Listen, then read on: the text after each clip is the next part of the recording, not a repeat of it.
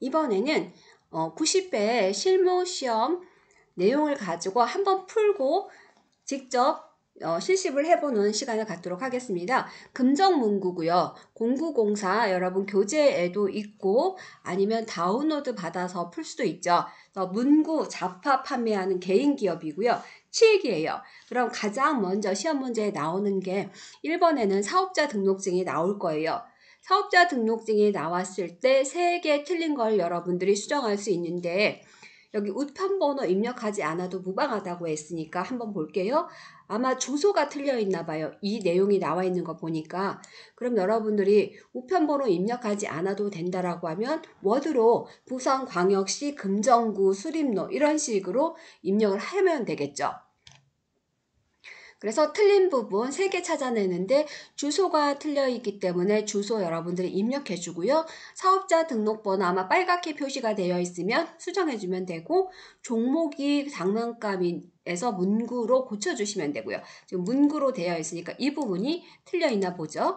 자, 이렇게 여러분들이 3개를 틀린 걸 고쳐주는 거고 두 번째 문제는 재무상태표나 손익계산서가 출제가 된다고 했죠. 그래서 재무상태표나 손익계산서를 보고 3개 틀린 문제를 찾는 거였어요. 재무상태표 같은 경우에는 차변에 2개, 대변에 1개 이런 규칙이 거의 적용되고 있다고 보면 되겠죠. 그래서 대변 같은 경우에는 수정하는 것보다는 오류가 누락된 오류에 대해서 추가 입력하는 부분이 가장 많이 나오고요. 차변에서는 우리가 틀린 부분이 많이 나올 거예요. 그래서 감가상각 누계액이나 대손 충당금 쪽에서 많이 건드리니까 그것들 확인해 주라고 했고요. 자, 봤더니 당좌 예금이 화면하고 틀려 있나 봐요. 우리 조금 있다가 이제 볼 거예요. 그래서 당좌 예금 1,300만 원이라고 되어 있는데 아마 화면에는 1,030만 원이라고 되어 있나 봐요. 오류 우리가 수정해 주라고 했으니까 이게 시험지니까 이렇게 고쳐주면 될 거고 감가상각 누계에 차량 운반구 쪽에 가보면 80만 원이 아니라 800만 원이기 때문에 이 부분 수정해 줄 거고요. 오른쪽에 가보면 단기 차입금이 있는데 화면에는 없대요. 그래서 이 부분 수정해주고 이렇게 3개를 수정하는 게 2번 문제죠. 그 다음에 3번에는 어떤 문제들이 나오냐면 보통 계정 과목 및 적용하고 거래처별 초기 2월이 나오거나 아니면 계정 과목 및 적용하고 우리 거래처를 등록하는 게 나오는데 이번 90회에서는 거래처 2개 등록하는 게 나왔어요. 아무것도 아니죠, 여러분. 거래처 등록 기초정보관리 쪽에 가서 거래처 등록 열고 일반 거래처이기 때문에 일반 거래처 연 다음에 우리 뭐예요? FD노 코드 3094 그리고 태양금속 5046 이렇게 해서 여러분들이 그대로 입력해주면 되겠죠. 그러면서 우편번호 생략하라고 했으니까 사업장 소재지 그대로 여러분들이 워드로 쳐서 입력을 하면 될 거예요. 이런 식으로 입력하면 되고요. 그 다음에 우리 항상 3번은 2개가 나오죠. 그래서 두 번째 문제를 봤더니 금정문구는 오랫동안 사용 안 하는 소모품 별도로 관리하려고 우리 소모품비에다가 지금 적요를 만들어 쓰겠대요. 현금 적요. 그럼 여러분들이 계정 과목 및 적요로 가야 되겠죠. 기초정보관리 쪽에 가서 계정 과목 및 적요로 가서 열고 판매 관리비 누르면 판매 관리비 801번부터 뜨니까 830번 우리 소모품비 찾고요. 더군다나 여기 830번을 주고 있기 때문에 계정 과목 코드에다가 830 엔터 하면은 830번을 찾아줄 거예요. 그럼 현금 적요 우측으로 가서 현금 적요 4번에다가 장기 사용 소모 자재 구입 대금이라고 여러분들이 입력을 해주시면 되겠죠. 자, 다음은 우리 일반 전표예요. 일반 전표 우리 8개에다가 수정하는 거 2개 해서 총 10개가 있고 이게 30점 만점으로 구성이 되어 있단 말이에요. 기초정보관리 18점 그리고 일반 전표 30점. 그럼 벌써 48점이 구성이 되어 있죠. 이론이 또 30점이 있으니까 여러분.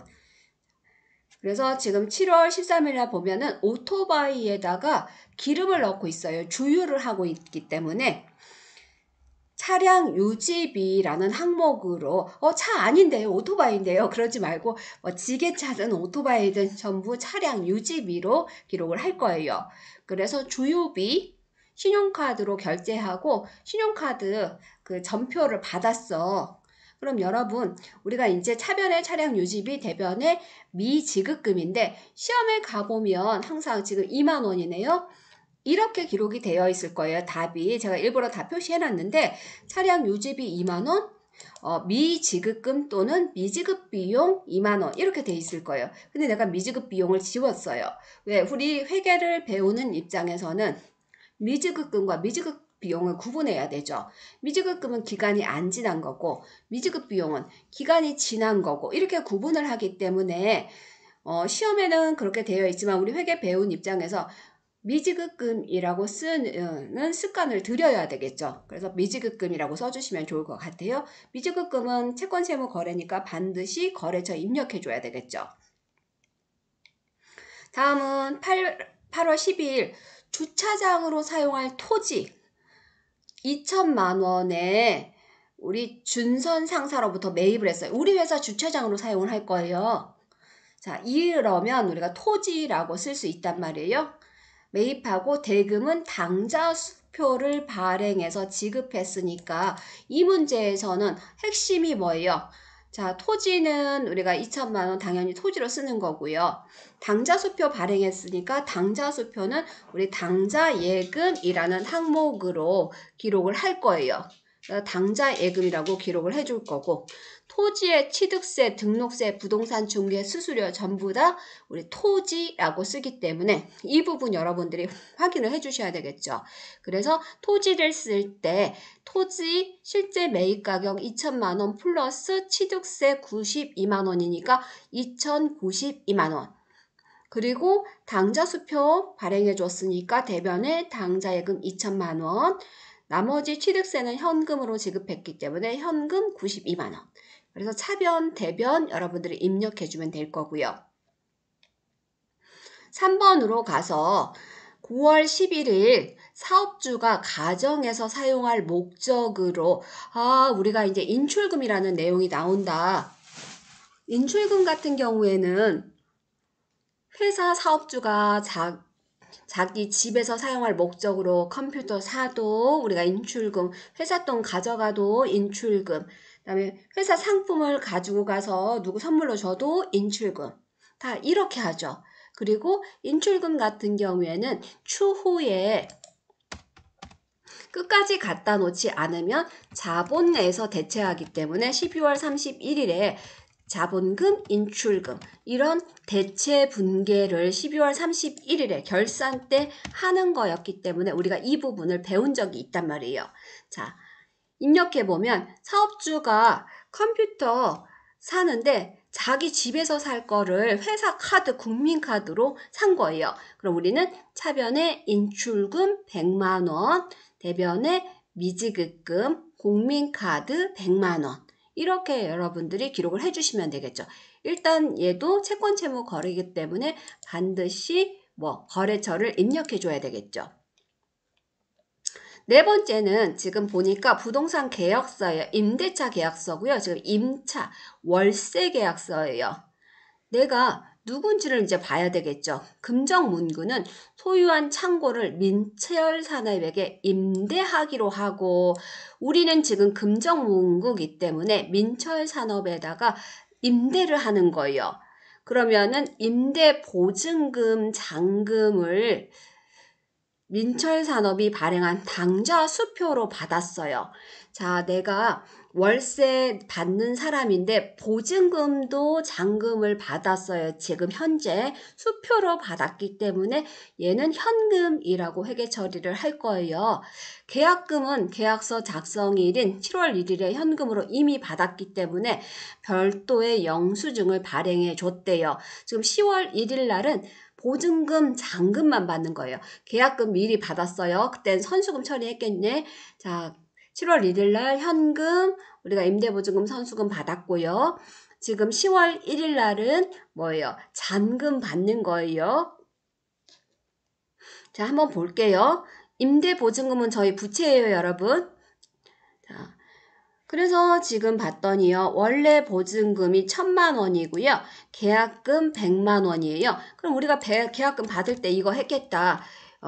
현금 100만 원 대변에 보증금 선수금이라는 건 없으니까 이론상에서는 뭐 제가 이렇게 쓰는 거죠. 자, 임대 보증금 선수금 100만 원.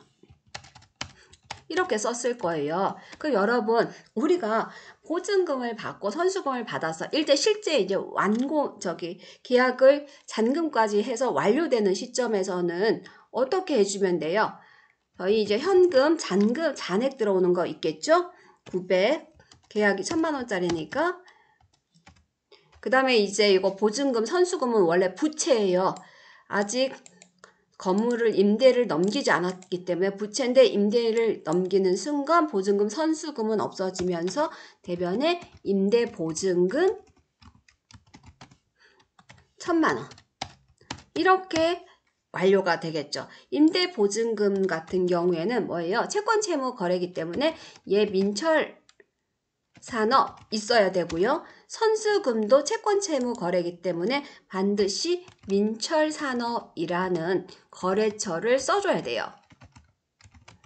우리 재화의 용역의 공급에서도 마찬가지죠. 선수금을 받거나 하면은 내가 누구한테 물건을 줘야 되는지 반드시 기록해야 되는 게 선수금 항목이란 말이에요.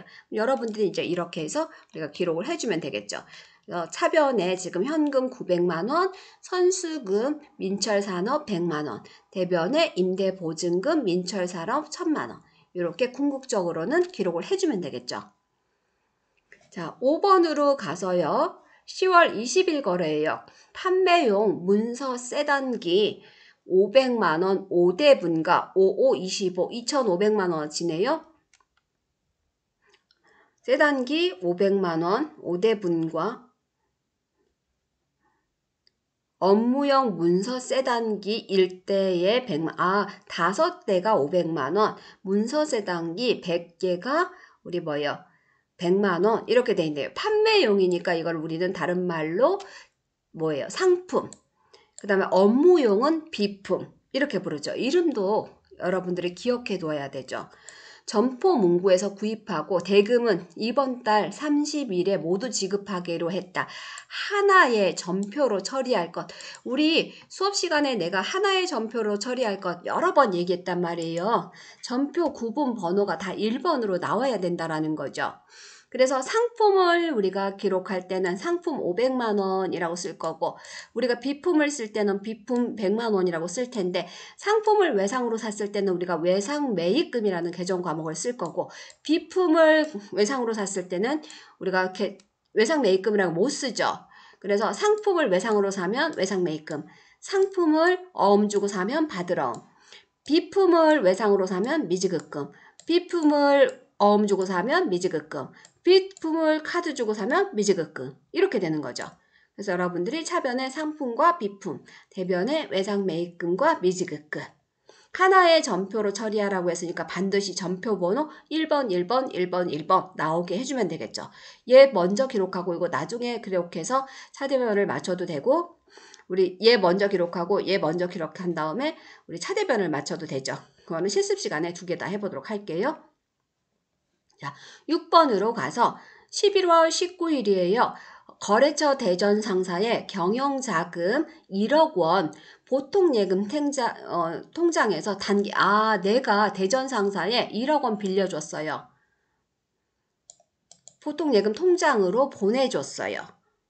그리고 이체 수수료 1,500원 들었어요. 자, 그러면 여기에는 일단은 내가 돈을 빌려줬기 때문에 단대라는 자산이 들어올 거예요. 단기 대여금 1억 원, 자산 증가, 우리 거래 결합 관계면 자산 증가죠.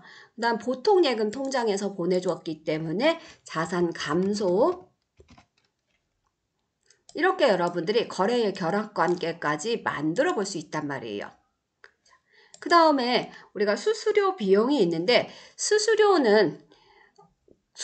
비용 금융 비용으로 회계 처리한다라고 했는데 사실 이 기업이요.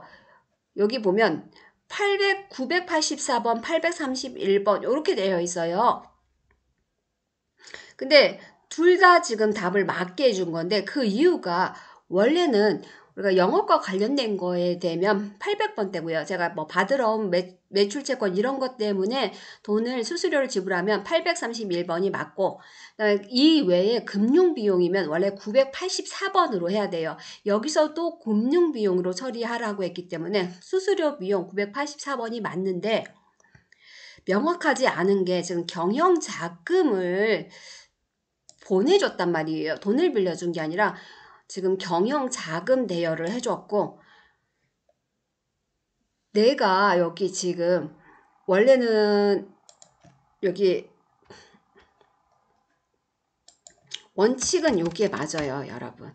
경영자금 대여해줬다 하더라도 내가 돈을 빌려주는 회사가 아니고 대부업 회사가 아니고 무슨 회사냐면 나는 도소매업 회사예요. 그래서 수수료 비용이 맞는데 여기 이제 애매하게 되어 있고 금융 수수료는 금융 비용으로 처리하시오 이렇게만 되어 있기 때문에 아마 다 맞게 해준 것 같아요. 원칙은 원래 984번이에요. 우리 도소매업이에요. 이제 이해를 못하는 친구들이 많기 때문에 전공 아닌 친구들이 요 문제만 보고 이 연결시켜서 보지 않고 이 문제만 보고 했기 때문에 이런 문제들이 발생을 해요. 근데 회계를 공부하는 사람이라고 하면 당연히 984를 해야 되겠죠. 내가 전에도 얘기했을 거예요. 재고자산 시험 문제를 냈는데 상품, 제품, 뭐 원재료, 뭐 제공품, 더 반제품 이런 것들이 우리 재고자산이에요. 근데 1급 시험 문제에서 다음 중 재고자산에 포함되지 않는 것들은 뭐 이렇게 문제를 내면 여러분들이 이제 쉽게 찾을 수 있는데 여기가 도소매업이에요. 우리가 문제를 낼 때 이렇게 냈단 말이에요. 그 시험이 그때 언제인지 모르겠는데 우리 회사는 도소매업이야. 지금도 도소매업이고요. 그래서 재고자산이 아닌 것은 에서 상품이 답이었어요. 근데 이제 문제를 제기한 게 아이들이 왜 제품이 재고자산이 아니냐 라고 제기를 해서 둘 다 맞다 해준 적이 있는데 이제 여기는 여러분 합격하라고 하는 거니까 일반인들도 많이 보니까요. 근데 도소매업에서는 물건을 사다가 파는 회사가 도소매업이기 때문에 도소매업에서 사온 재고는 전부 다 상품이에요. 제품이라는 게 있을 수가 없어요. 제품은 만드는 거예요. 우리 회사에서 만들어서 파는 거죠. 그래도 오해의 소지가 있기 때문에 이렇게 둘 다 맞다고 해준 적이 있어요. 그래서 둘 다 맞다고 했지만 우리는 이렇게 사변의 수수료 비용 1,500, 대변의 현금 1,500 이렇게 기록을 해주면 되겠죠. 자, 7번째로 가서 12월 12일에요. 일중 상사의 외상으로 물건을 팔았는데 그것 중에서 불량품 20만 원이 있어가지고 반품됐대요. 우리가 반품이라고 하면 매매에 의해서 출고가 됐는데 다시 돌아올 환입 돌아와서 우리 회사에 입고가 됐어요. 이게 매출 환입이에요. 반품이죠. 이거 어떻게 해요? 우리가 매출에서 총 매출에서 차감하거나 외상 매출금에서 상계하거나 내가 현금으로 팔았다면 순매출에서 총 매출에서 차감할 거고 외상으로 팔았다면 외상으로 팔고 나서 나중에 얘가 반품이 들어왔다면 우리 외상 매출금에서 차감할 거예요. 외상으로 팔았을 때 외상 매출금 100원. 상품 매출 100원. 이렇게 될 거예요. 그러면 우리는 어떻게? 매출 환입 10원 반품 들어왔다고 했을 때 그 다음에 외상 매출금 10원 이렇게 역으로 분계를 해주면 된단 말이에요. 근데 이제 전산에 입력을 할 때는 이렇게 입력을 해주면 되고요. 그래서 일반 전표에 입력할 때 원래는 매출 환입 10원, 외상 매출금 10원 이게 이제 답인데 반품이라고 했으니까요. 총 매출에서 차감하는 경우가 있어요. 그러면은 이렇게 상품 매출 20 여기 이걸로 해볼까요? 10 외상 매출 10 이것도 맞다라는 거죠. 그래서 이렇게 처리를 해도 맞고요. 그 다음에 이렇게 처리를 해도 맞고요. 여기서 어떻게 처리하라고 외상 매출금하고 상계한다 라고만 되어 있어 가지고 이렇게 둘 다 맞는 걸로 하면 되겠죠. 상품 매출에서 차감하면 우리는 이제 순매출 계산하는 거죠.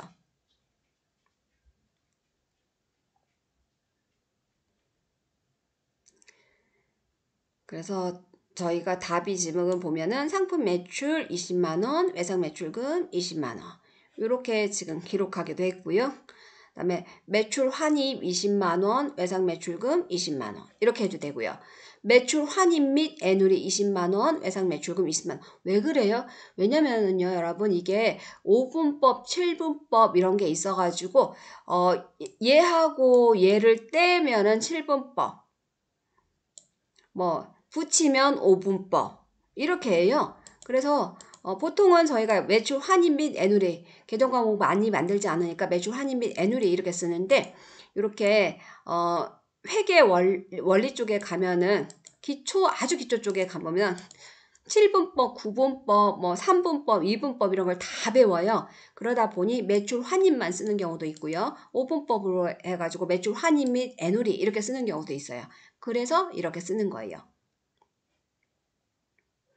또는 이렇게도 외상 매출금 마이너스 20만원, 상품 매출 마이너스 20만원. 사실 일반 점표에서 이건 쓰진 않는데요. 여기 메인 매출 점표로 가보면은 이렇게 마이너스 처리를 해요, 저희가. 그래서 외상 매출금 마이너스 20만원, 상품 매출 마이너스 20만원. 셋 다 맞다고 해주는 거죠. 근데 여러분이 가장 익숙한 게 이거니까 이걸로 처리해주면 되겠죠. 세 개 다 맞아요. 그 다음에 8번으로 가서 12월 15일 상품 100개 개당 만원이고요. 양촌 상사로부터 외상 매입하고 운반비 5만원 현금으로 지급했으니까 이거 매년 하던 거잖아. 상품 지금 개당 만원 100개니까 10만원어치 구입을 했는데 운반비가 있기 때문에 구입 가격 플러스 운반비가 상품이다. 그래서 상품 10만 5천원 그 다음에 외상으로 매입했기 때문에 외상 매출금 지금 만원이고 동그라미 2개니까 100만원 상품 105만원 외상 매출금 100만원 반드시 채권 채무 거래니까 거래처 입력해 줘야 되고요. 그 다음에 현금 5만원 이렇게 회계 처리를 해주면 되겠죠. 문제 5번으로 가서는 지금 보니까 남산문구에서 돈이 통장에 297만원이 들어와가지고 내가 외상 매출금 300만원인 줄 알고 차변의 보통예금 297만원, 외상 매출금 남산문구 이렇게 썼는데 봤더니 약정 기일보다 빠르게 외상 매출금이 회수돼 가지고 외상 매출금의 1%를 할인한 후의 금액이 보통예금 계좌로 들어온 거였어요. 그러면은 외상 매출금은 300만 원이고 돈 들어온 게 297만 원, 내가 깎아준 매출 할인이 3만 원 이렇게 되는 거였죠. 그래서 매출 할인 이거 상품과 관련됐으니까 403번. 이렇게 처리를 해도 맞다라는 거죠, 여러분. 이런 식으로 반품도 이런 식으로 그다음에 11월 29일 날은 가보니까 임차료 30만 원을 보통예금 계좌에서 지급한 것으로 회계 처리를 한 거래인데 내가 월세를 차변에 월세 30만 원, 대변에 보통예금 30만 원 이렇게 회계 처리를 했는데 실제로는 보통예금 계좌로 임대료 30만 원 받은 거였어요. 내가 지금 월세를 받은 건데 실수로 월세를 낸 걸로 처리를 했단 말이에요. 그럼 우리가 분계를 거꾸로 해주면 되겠죠? 여기 임차료에다가 보통예금 써주고요. 보통예금에다가 임대료 써주고 이런 식으로 여러분들이 회계 처리를 해주면 되겠죠. 다음이 이제 결산 문제 3개, 여기 4개 있는데 이게 이제 12점 4개 아니면 3개 나오는데 여기 보면은 단기 대여금리 나와 있고요. 그 다음에 마이너스 통장 나와 있어요. 마이너스 통장도 가끔 나오는데 여러분들이 어려워해. 그 다음에 감가상각비 계산하는 건 그리 어렵지 않고요. 기말 재고. 이 부분은 실습하면서 같이 보도록 하겠습니다.